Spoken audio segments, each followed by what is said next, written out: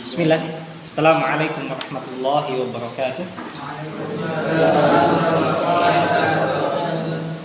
Innal hamdalillah nahmaduhu wa nasta'inuhu wa nastaghfiruh wa natubu ilaihi wa na'udzu billahi min syururi anfusina wa min sayyiati a'malina. May yahdihillahu fala mudilla lahu wa may yudlil fala hadiya lahu. Wa asyhadu an la ilaha illallah wahdahu la syarika lahu. Wa asyhadu anna Muhammadan abduhu wa rasuluh sallallahu alaihi wa ala alihi wa sahbihi wa sallama tasliman katsira amma ba'du. Faqala Allah ta'ala ya ayyuhalladzina amanu ittaqullaha haqqa tuqatih wa la tamutunna illa wa antum muslimun. Wa qala subhanahu ya ayyuhan nasu ittaqu rabbakumul ladzi khalaqakum min nafsin wahidah wa khalaqa minha zawjaha وبث منهما رجالا كثيرا ونساء واتقوا الله الذي تساءلون به والأرحام إن الله كان عليكم رقيبا. وقال سبحانه يا أيها الذين آمنوا اتقوا الله وقولوا قولا سديدا يصلح لكم أعمالكم ويغفر لكم ذنوبكم ومن يطع الله ورسوله فقد فاز فوزا عظيما. أما بعد فإن أحسن الكلام كلام الله wa khairal hadi hadi Muhammadin sallallahu alaihi wasallam wa syarrul umuri muhdatsatuha fa inna kulla muhdatsatin fid dini bid'ah wa kulla bid'atin dhalalah wa kulla dhalalatin finnar. Baik, kaifa halukum?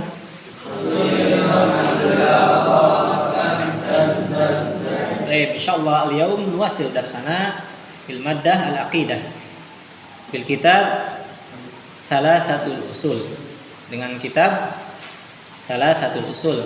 Terakhir kita bahasannya yaitu yang kedua dari 4 landasan yang harus dipelajari, yang harus diamalkan. Yang pertama al-ilmu, ya, wa huwa ma'rifatullah wa ma'rifatu nabiyhi wa ma'rifatu dinil Islam bil adillah. Yang pertama. Yang kedua ats-tsaniyatu al-amalu bih. Kedua mengamalkannya. Mungkin sudah kita singgung. Ketika kita berilmu, maka tahapan selanjutnya adalah mengamalkannya. Jangan sampai kita seperti orang Yahudi, punya ilmu tapi gak mengamalkan. Ya. Dan di surat Al-Maidah, di surat An-Nisa ayat 66, ya, yang bawa Quran silahkan dibuka. Faidah dalam kita mengamalkan ilmu.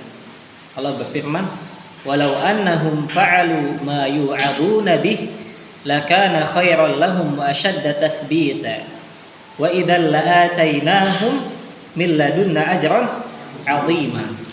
Ya, di surat An-Nisa ayat 66. Ya.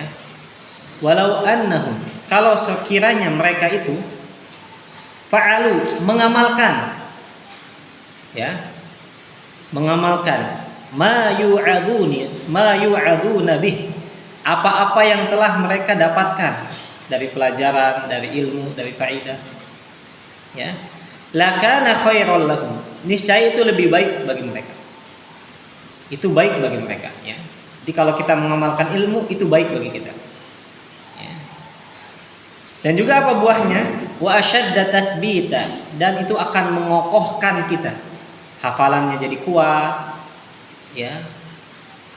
Sering kita sebutkan kemarin, ya, para ulama membantu hafalannya dengan cara beramal, membantu menguatkan hafalannya dengan cara beramal. Seperti Al-Quran juga demikian. Kalau dibaca, diamalkan, dipakai sholat malam, di murajaah, pasti itu kuat. Wa ashadda tathbita, akan melekat. Tapi kalau tidak diamalkan, kuat gak? Enggak, yang ada hilang. Ya. Wa idzal la'atainahum min ladunna ajran 'azima. Tidak hanya itu, tidak hanya kuat. Bahkan mereka akan diberikan sesuatu yang di sisi kami, kata Allah, ajran 'azima. Pahala yang sangat besar. Ya. Jadi lihat benefit atau keutamaan manfaat mengamalkan ilmu Pertama, itu kebaikan bagi dia. Kedua, dikokohkan dia, dikokohkan dalam hafalannya, dalam ilmunya. Yang ketiga, mereka akan diberikan pahala yang besar. Ya. Boleh dibaca artinya Mikir? Tafadhol.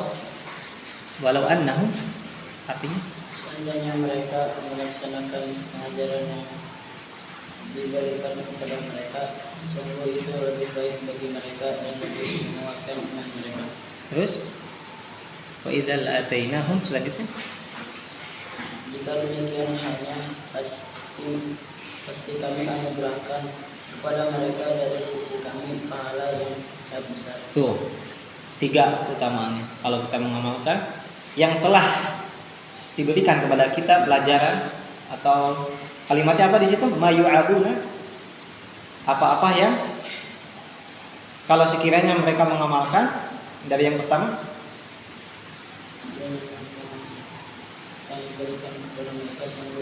nah, yang diberikan kepada mereka berupa pelajaran, sungguh itu lebih baik bagi mereka. Wa syadda tathbita, dan lebih menguatkan iman, lebih menguatkan hafalan, menguatkan ilmu, ya, kalau kita mengamalkan ilmu. Wa idzal atainahum, dan sungguh akan kami berikan mereka min ladunna, anugerah di sisi kami, ajran 'azima, pahala yang sangat besar, ya. Jadi kalau punya ilmu harus diamalkan, ya. Pepatah Arab mengatakan, al-ilmu bila amalin kasyajarah bila thamarin. Ilmu tanpa beramal sebagaimana pohon tanpa buah. Bagus jelek pohon tanpa buah? Jelek, gak ada manfaatnya, maksudnya gak, orang pun gak minat lihatnya, diambil pun gak mungkin, gak bakal dipetik gitu kan, gak bakal dilirik sama orang juga. Pohon yang ada buahnya dengan pohon yang tidak ada buahnya, mana yang diminati? Yang ada buahnya. Begitupun manusia. Orang yang beramal dengan orang yang tidak beramal, mana yang lebih disukai manusia? Yang beramal. Manusia pun tahu, ya, manusia bisa bedain. Saya terima rajin ibadahna, rajin beramalna, pasti suka manusia, ya. Yang jelas pasti dicintai Allah.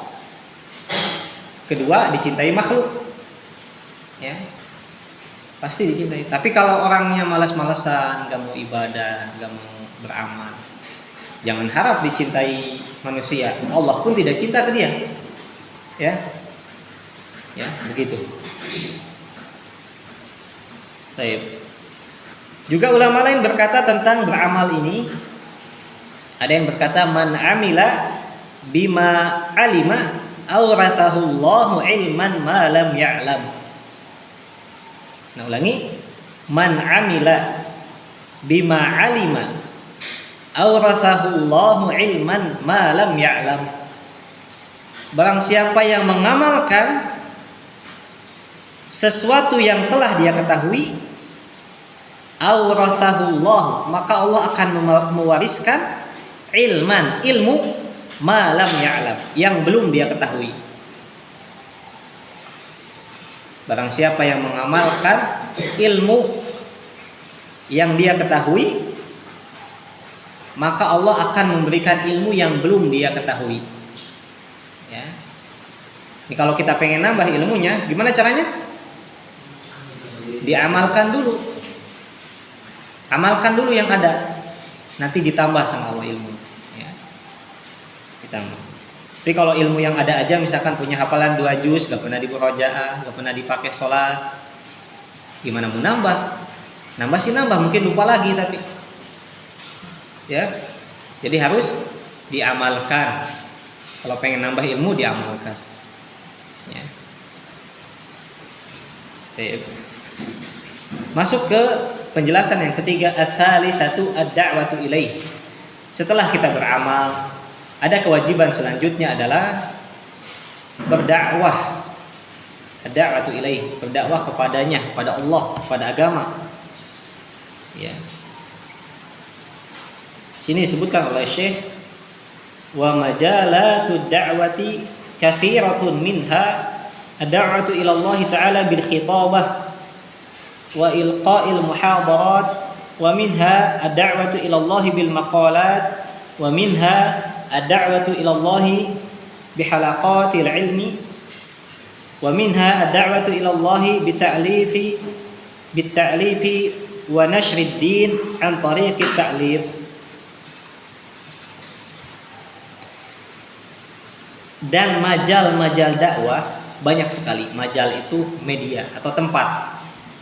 Majal itu artinya tempat. Ya, kalau bahasa ininya media. Media dakwah itu luas. Media dakwah itu banyak sekali. Minha diantaranya ad-da'watu ilallahi bil khitabah, mengajak kepada Allah dengan khutbah. Itu dakwah, khutbah. Antum berkhutbah itu berdakwah. Nanti suatu saat antum khutbah Jumat, khutbah Idul Fitri, Idul Adha, khutbah nikah, apapun khutbahnya, ya, itu berdakwah, mengajak kepada Allah.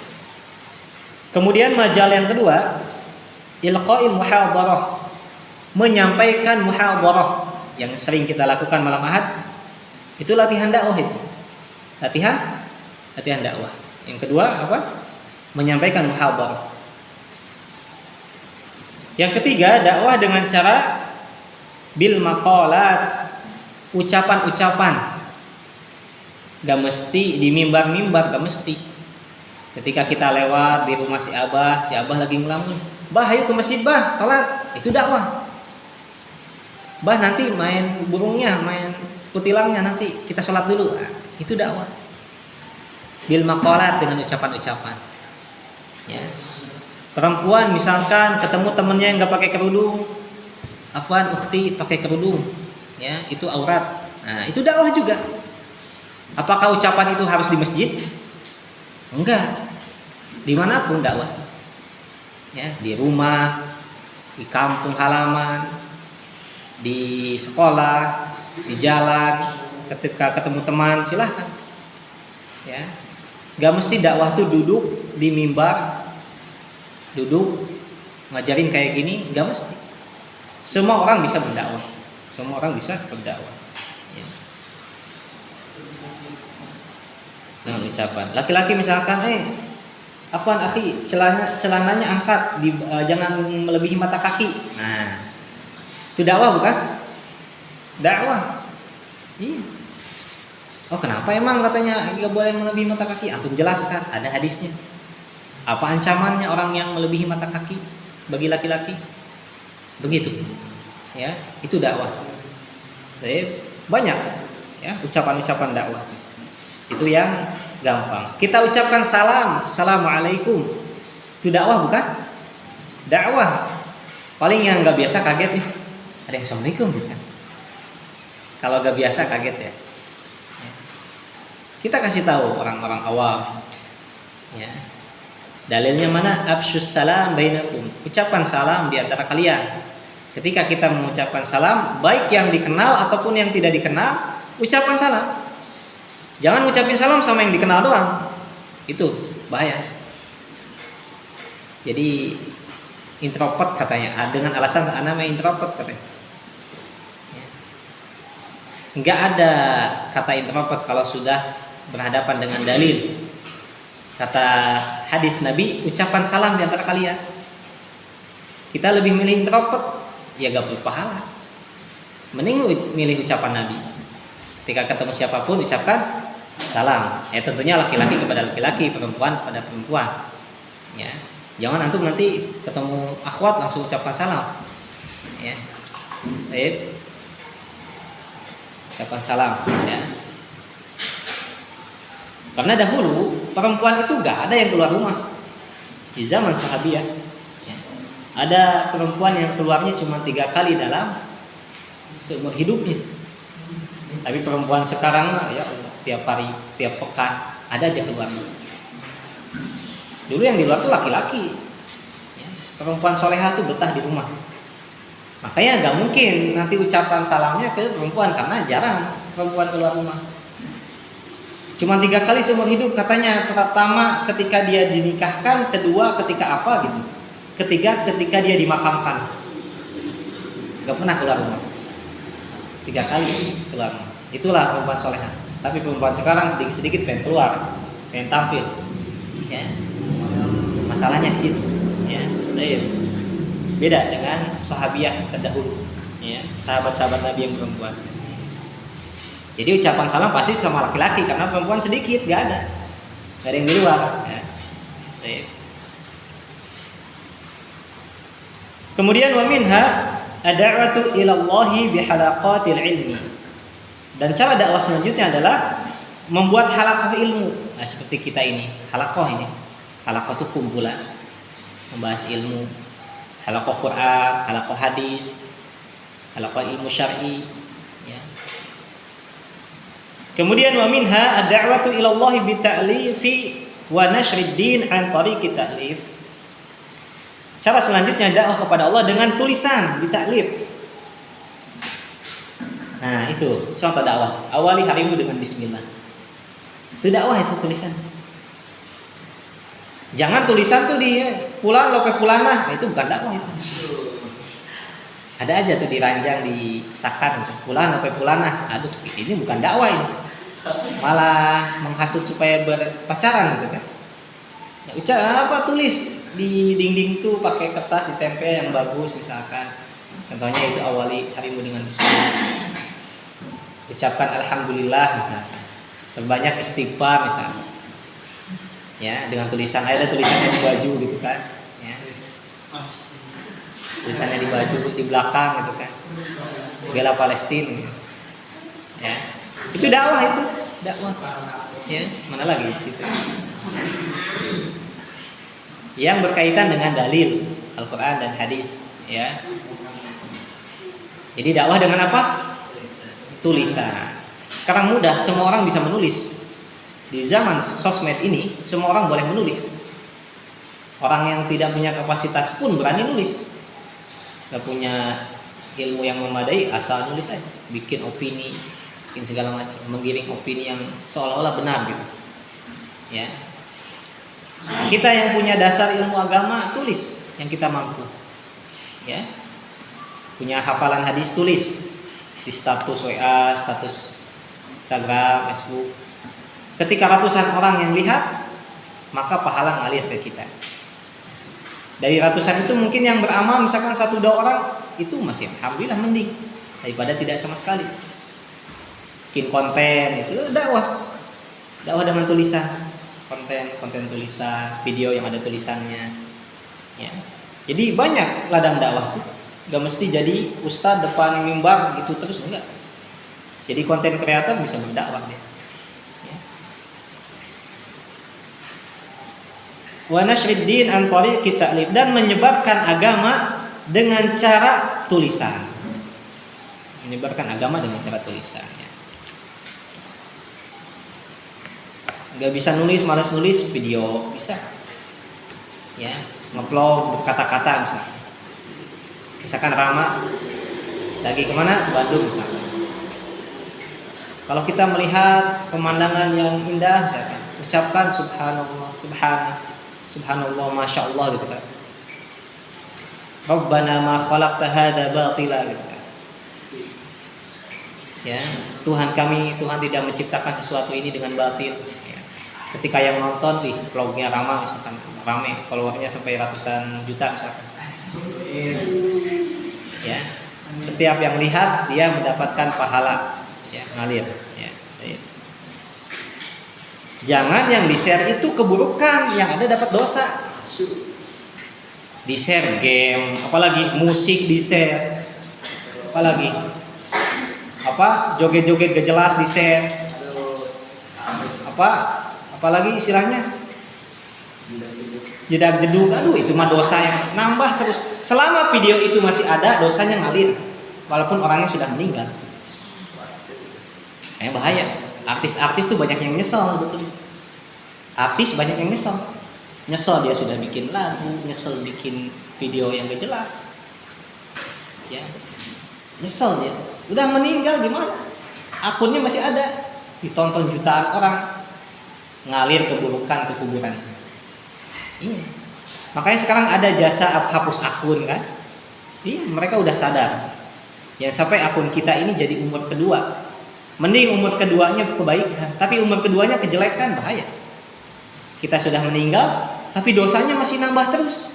Bisa gak? Bisa, karena dia videonya yang gak jelas, ada dosa di situ. Bisa juga ketika kita telah meninggal, kebaikan tetap ngalir, jalan. Ketika bikin videonya yang bagus, video dakwah, ya. Maka jangan sampai kita salah dalam posting, baik itu WA, Instagram, Facebook. Hati-hati. Ya, sampai kita menginspirasi orang supaya berbuat jelek misalkan, nanti kita dapat dosanya. Ya, hati-hati masalah status juga ya. Kemudian dakwah dengan majelis-majelis yang khusus, ya.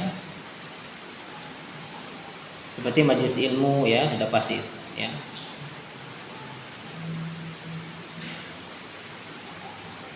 Mengadakan majelis ilmu kayak gini nih. Tapi kalau bisa jangan sampai ada apa istilahnya, menimbulkan rasa bosan. Kalau untuk bisa membuat dakwah semenarik mungkin, lakukan. Gimana nih manusia supaya mau nonton, supaya menarik, tapi jangan ngebohong. Ya. Banyak kan sekarang konten ngebohong. Di deskripsinya, menarik, pas diklik bohong gitu kan. Bohong biar banyak yang nonton gitu kan. Tapi kita gimana caranya dakwah kepada Allah supaya tidak bosan, manusia itu supaya tidak bosan, tidak berat, ya. Ini permasalahan ini harus dipelajari, ya, harus kreatif, ya. Atau juga dengan cara diskusi dakwahnya, itu lebih masuk. Lagi ngobrol misalkan, dengan cara ngobrol lebih masuk, ya, tanya jawab. Karena tanya jawab itu lahu daurun kabir, punya pengaruh yang besar fi fahmi ma anzalallah ala rasulihi wa tafhimihi, dalam memahami apa-apa yang diturunkan oleh Allah dan rasulnya kepada rasulnya, dan bisa memahami apa yang dibicarakan.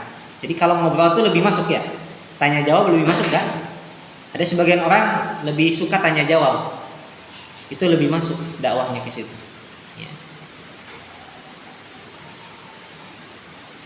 Bahkan bisa jadi lebih manfaat daripada khutbah, daripada muhadharah, ya.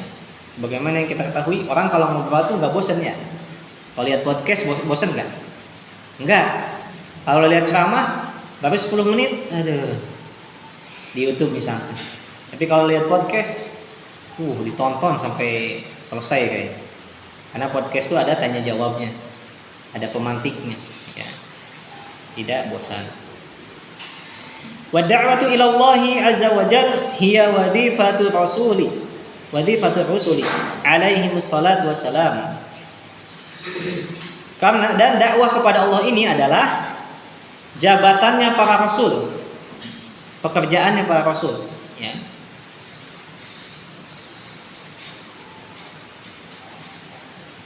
Wa tariqatu man tabi'ahum bi ihsan, dan jalannya orang-orang yang mengikuti mereka dengan baik.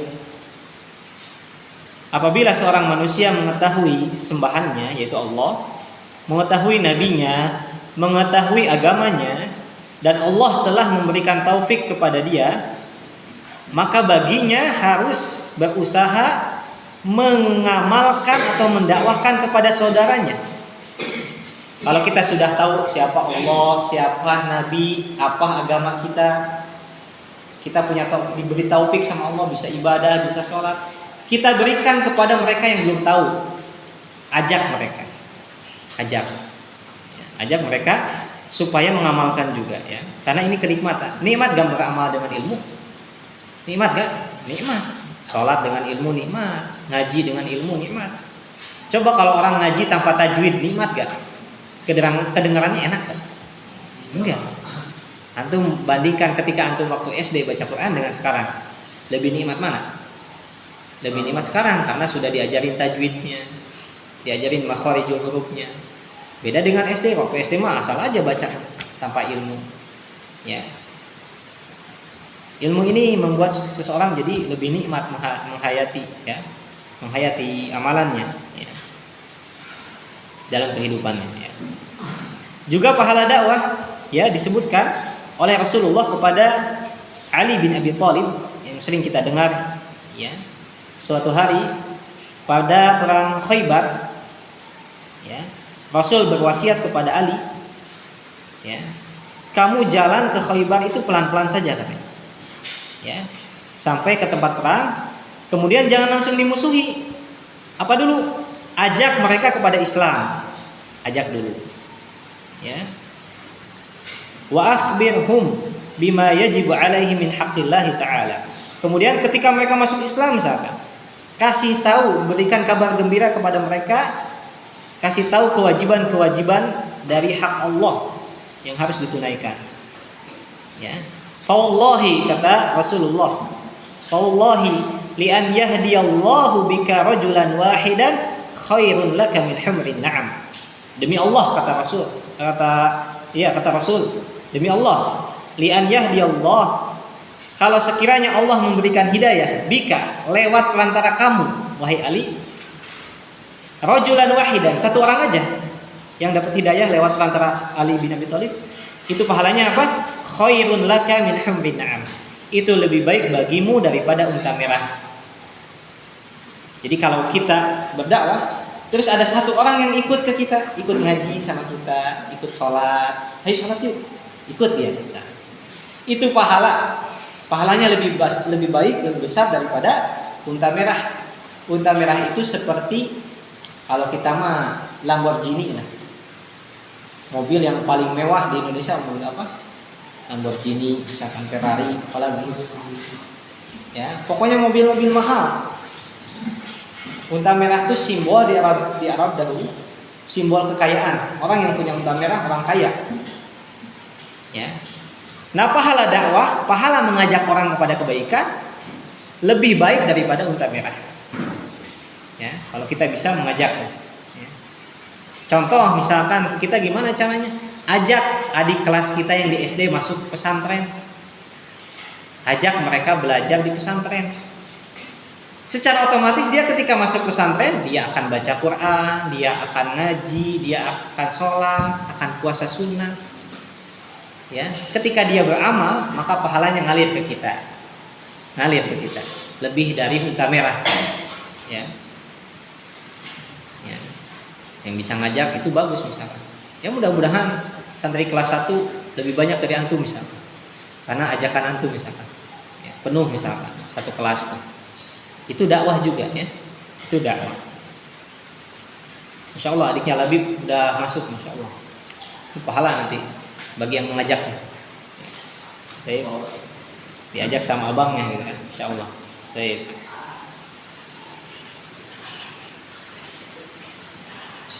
Kemudian satu hadis lagi. Hadis ini sahih muttafaqun alaih, ya, diriwayatkan oleh Imam Muslim. Ya.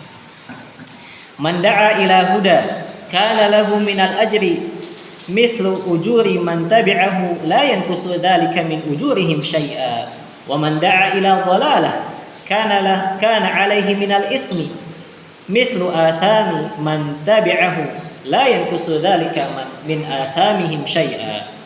Wa qala sallallahu alaihi wasallam fi ma rawahu Muslim aidan man dalla 'ala khairin falahu mithlu ajri fa'ilihi. Ini, hati-hati nih. Yang ngajak kebaikan pasti dapat kebaikan. Yang ngajak keburukan dapat dosa. Ini hadisnya. Man da'a ila huda, siapa yang mengajak pada petunjuk, ngajak ngaji, ngajak sholat, ngajak ibadah, kana lahu minal ajri, maka baginya pahala mithlu ujuri man tabi'ahu, pahala seperti orang yang mengikutinya. MLM kalau bahasa kerennya. Ya, jadi yang bawah itu ngasih pahala ke yang atas, gitu kan? Ya, seperti beginilah. Ya, antum satu orang nih, ya, entah, rekan Iqbal ini ngajak adik kelasnya 2 orang, adik kelasnya ya. Nah, adik kelasnya ini punya teman lagi 3. Nah, terus begini. Bal ini. Misalkan Anton dari kelas bal. Anton dan Budi misalnya. Nah, si Budi ini punya teman lagi 3. Maka pahala 3 ini dengan pahala si Budi ngalir ke Iqbal tanpa mengurangi pahala mereka. Jadi Iqbal punya pahala berapa tuh? 3, 4, 5, 6, 7, 8 pahala sekaligus. Padahal dia diam, posisinya diam. Ya. MLM. Ya. Itulah pahala dakwah. Nah, misalkan seorang ustadz mengajarkan santri 24, pahalanya 24 dia dapat. Kalau santrinya 1000, pahalanya 1000. Nanti santrinya punya murid lagi 1000, double berkali lipat ke bawahnya. Ini kebaikan. Begitu pula keburukan, lihat. Ya. Wa man da'a ila dhalalah, barang siapa mengajak pada kesesatan, pada kesalahan, ya. Kana alaihi minal itsmi, maka baginya dosa. Mithlu athami man tabi'ahu, seperti dosa-dosa orang yang mengikutinya. La yanqusu dzalika min athamihim syai'a, tidak mengurangi dosa-dosa yang orang yang melakukan. Kebalikannya, misalkan ya Iqbal berbuat dosa, misalkan apa? Jangan misalkan dosanya misalkan berbohong, misalnya berbohong. Ini si Anton, si Budi terinspirasi dengan Iqbal, ngikutin, dia pun ikut bohong, ngajarin murid-muridnya supaya bohong. Maka Iqbal dapat kebohongan berapa? 3, 4, 5, 6, 7, 8 dosa. Begitu pula ngajak ke warung untuk maksiat. Yuk ngerokok yuk. Itu yang ngajak dosanya lebih gede. Dosanya lebih gede. Kalau mau maksiat sendiri aja, jangan ngajak orang, nambah dosa. Itu pun tidak boleh sebetulnya. Meskipun sendiri gak boleh. Ya. Tapi maksudnya kalau antum bermaksiat ngajak orang lain, dosanya lebih besar. Dosanya lebih besar. Hati-hati. Jadi dosa yang mengikuti antum itu ditimpahkan ke antum sebagaimana kebaikan. Kalau kita ngajak kebaikan, kebaikannya nyampe ke kita. Maka hati-hati dalam mengajaknya. Hati-hati punya teman. Boleh punya teman tapi ajak dalam kebaikan supaya kita dapat pahala. Jangan ajak pada keburukan. Kalau kita ngajak mabal, ngajak ke rumah kosong misalkan, aduh, itu yang ngajak dosanya double dia. Ya. Dosanya double. Ya. Menanggung dosa orang yang mengikuti.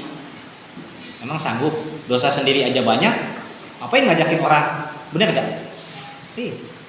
Jangan sampai kita dosanya nambah banyak karena ngajak orang lain. Tapi tenang, jangan takut. Innal hasanat yudhibnas sayyi'at. Sesungguhnya kebaikan-kebaikan itu menghilangkan, menghapuskan keburukan. Maka yang dulunya sempat atau sering berbuat jelek, iringi sekarang dengan kebaikan. Ya. Orang yang baik itu bukan orang yang tidak punya dosa, tapi apa? Yang mengikuti dosa dengan kebaikan. Ya. Kullu bani Adam khata'un wa khairul khata'ina at-tawwabun. Semua anak Adam punya salah, punya dosa maksudnya, punya salah. Dan sebaik-baik orang yang berbuat salah adalah yang bertobat. Ya. Sudahlah, masa lalu tinggalkan. Oh, silahkan antum bercerita, oh anda dulu pernah begini, tapi jangan diceritakan lagi, udah. Cukup itu jadi pelajaran saja, jangan sampai terulang lagi. Ya. Karena kalau dosa diceritakan, itu tidak diampuni. Tidak diampuni kalau kita punya dosa dicerita-ceritain ke orang lain. Kata Rasulullah SAW, kullu ummati mu'afan illal mujahirin. Semua umatku itu diampuni, dimaafkan, kecuali orang mujahirin, yang terang-terangan berbuat dosa. Allah sudah tutupi aibnya di malam hari, dia ceritakan di pagi hari di teman-teman. Ini mujahirin, ngasih tahu, bangga dengan dosanya. Tadi saya udah minum ini loh, wah. Tadi saya malam udah melakukan ini loh. Itu tidak diampuni yang begitu. Kalau punya dosa udah tutupin, jangan disebar-sebarin. Cukup diri kita dan Allah yang tahu. Tapi jangan diam, tapi banyak istighfar, banyak taubat. Paham tuh? Ya. Baik. Man dalla ala khairin falahu mislu ajri fa'ilihi. Barang siapa yang menunjukkan satu kebaikan, maka baginya pahala yang melakukannya. Contoh, raja misalkan nyuruh labib atau kebalik. Labib misalkan nyuruh raja, "Ja, ngaji ja." Misal.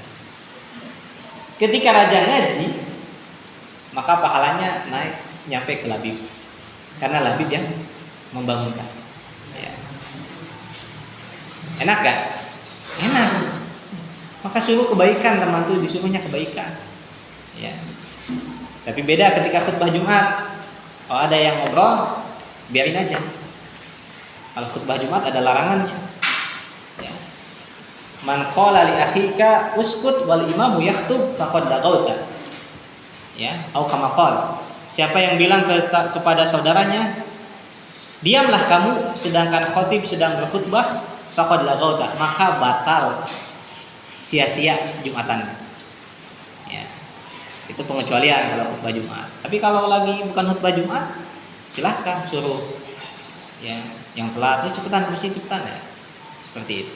Baik. Mungkin itu saja ya.